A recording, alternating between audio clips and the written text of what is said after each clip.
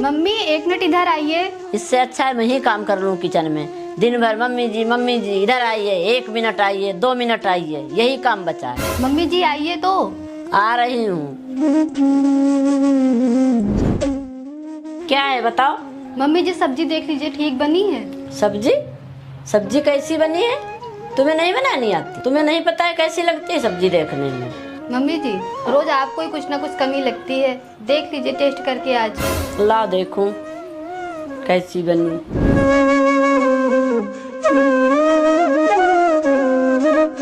ये कैसी सब्जी बनाई हो? इतना नमक है, इसको अलग रखो, उठा के दूसरी बनाओ। सुनो, मेरा भाई थोड़ा लेट आएगा तो उसका इंतजार करना, सो मत जाना। पर दीदी रात के 11 बज गए, मुझे भूख लगी है। भूख लगी है? आपको आपके मम्मी ने सिखा के नहीं भेजा है क्या कि नई नवेली दुल्हन पति के खाना खाने के बाद ही खाना खा सकती है? पर दीदी वो पता नहीं कब तक के आएंगे, तब तक के मैं भूखी रहूंगी क्या? हाँ तो रहना ही पड़ेगा। जब हमारी शादी हुई थी ना तो हम भी ऐसे ही भूखे रहते थे।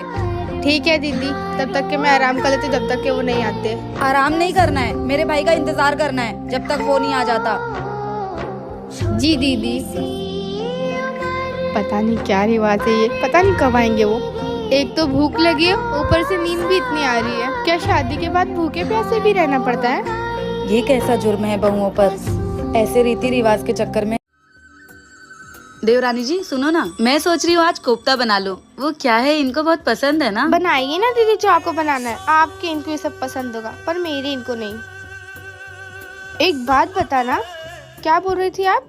आपके मायके से इयररिंग आया है?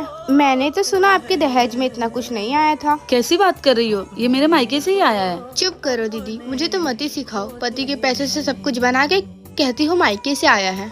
देखो देवरानी जी, बनवा तो मैं अपने पति के भी कमाई से सकती हूँ, लेकिन जब ये मेरे मायके से आया तो मैं अपने मायके वालों का नाम भी नहीं लूँ। अब हर दिन आपके मायके से कुछ न कुछ आते ही रहता है। इतने अमीर हो गए वो लोग। कहीं आप अपने ससुराल का धन दौलत अपने मायके में तो नहीं रख के आ गई है? आज तुम मेरी चीजों पर सवाल उठा रही हो। मेरे जानते हुए भी देवर जी आपके लिए कितना कुछ बनवाते हैं, लेकिन आप सब पर अपने मायके का नाम डाल देती हैं। तब तो मैं आपको कुछ नहीं बोलती हूँ। अगर बड़ी होके मैं तुम्हें कुछ नहीं बोलती हूँ ना, तो छोटे होके ज्यादा जबान चलाने की कोशिश मत किया करो। क्या हुआ, आप नाराज हैं मुझसे? क्यों, तेरे से जबरदस्ती बात करूं? इसमें जबरदस्ती कैसी? मैं आपको पसंद हूँ इसलिए शादी हुई है ना। मन पसंद नहीं, तेरे बाप का पैसा देख के तेरे से शादी की थी। और तेरा बाप कंजूस, एक पैसा नहीं दिया दहेज में। पर आप लोगों ने ही तो मना किया था दहेज के लिए।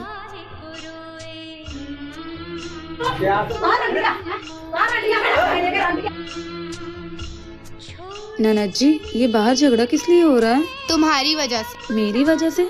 मुझे तो आए इस घर में अभी 1 दिन भी नहीं हुआ। क्योंकि तुम्हारे बाप ने दहेज नहीं दिया। लेकिन इन लोग ने ही तो बोला था कि मुझे सिर्फ लड़की चाहिए, दहेज के नाम पे तो कुछ मांगा ही नहीं। अगर ऐसा ही था तो मम्मी पापा को बोलना चाहिए था कि हमें दहेज चाहिए। मम्मी पापा ने तो सोचा आप लोग भले इंसान हैं, इसलिए उन्होंने सिर्फ अपनी बेटी उठाकर दे दी। लेकिन उन्हें क्या पता कि आप लोगों के खाने के दांत कुछ और दिखाने के दांत कुछ और हैं। खैर, मैं मम्मी पापा से कह दूंगी कि वो यहाँ से मुझे ले जाएं। जहाँ लोगों को पैसों की कदर है, बेटी की नहीं। आखिर कब तक ये सब होता? बहू। जी मम्मी जी। ये ले बहू, तेरी माँ का फोन है। हेलो बेटा, मेरी तबीयत खराब है, थोड़ी देर के लिए घर आ जा। मैं अकेली हूँ घर पर। ठीक है माँ, अभी मैं मम्मी जी से पूछ कर आती हूँ। ठीक है बेटा। मम्मी जी। हाँ बहू, बताओ क्या बात है? मम्मी जी, मम्मी का फोन आया था, उनकी तबीयत खराब है। सारा काम हो गया, सिर्फ खाना बनाना रह गया है। बनाकर चली जाऊँ? बहू, इस चीज के लिए मुझसे पूछना पड़ेगा तुमको। और बहू ये क्या है, खाना बना के चली जाऊँ? तुम तैयार हो क्या हो, मैं भी साथ में चलती हूँ, खाना बाद में बनता रहेगा। बहू, वो तुम्हारा घर है, जब मन चाहो तब जा सकती हो, तुम्हें पूछने की जरूरत नहीं है। आखिर वो भी तो हमारे परिवार है। जाओ बहू, जल्दी जाओ। ठीक है, तैयार होकर आती हूँ। मैडम जी, आप बहुत सुंदर हो। Thank you sir. बिल्कुल परियों की तरह। Thank you. वैसे सर आप क्या करते हो? यही सबसे मजाक जैसा आपका करिए अभी।